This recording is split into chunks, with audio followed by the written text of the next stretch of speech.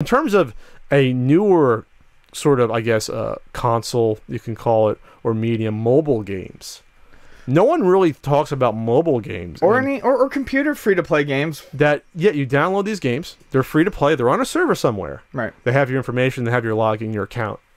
What happens when those games start disappearing? And now it's starting to happen with better... Now, these aren't small games. These are companies put out. Yeah, no, these are like Battlefield Heroes, which is a PC game. I think most of these are actually PC, not mobile.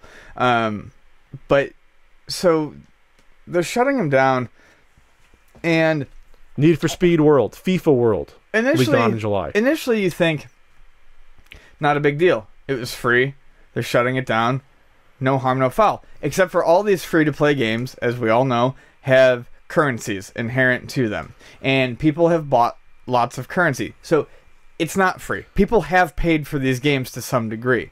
And when they've stated that there will be no refund for funds that aren't used... And, you know, what's the point of even spending the funds on a game you know that's going to die in a month? I wasn't even going to address that. I was thinking that video game preservation. What happens to these games? Do they just go off into a void and people don't see them again? They basically do. I mean, obviously some programmers are going to keep these, but in terms of public, not just awareness, but for a historic sense, these games are wiped. Yeah. It's not like... you might get on people saying, oh, you know, collectors, you're hoarding games, blah, blah, blah. But video game preservation, whether you like it or not, is part of game collecting. You're at least preserving that game. Yeah. It's there. The games are in here. Right. Now you don't have the games anymore. You're playing them, they're gone. They're in the cloud somewhere. Right. So what happens 20 years from now, 25 years, old Ian and Pat want to talk about the good old days of the first free-to-play games of the mid-2000s. You know, and I don't think we would, but anyway. I'm just saying, they're gone. Yeah. They're absolutely gone. It's like trying to find some weird DOS game that was, you know, released in a Minnesota town in 1984. It's gone. Yeah. You know. And it's sad. I mean, I'm not really shedding tears over free-to-play games. I've never found one that's been fun, but the fact of the matter is it should be documented. And I do feel bad about the people who have, you know, dumped time, money into this.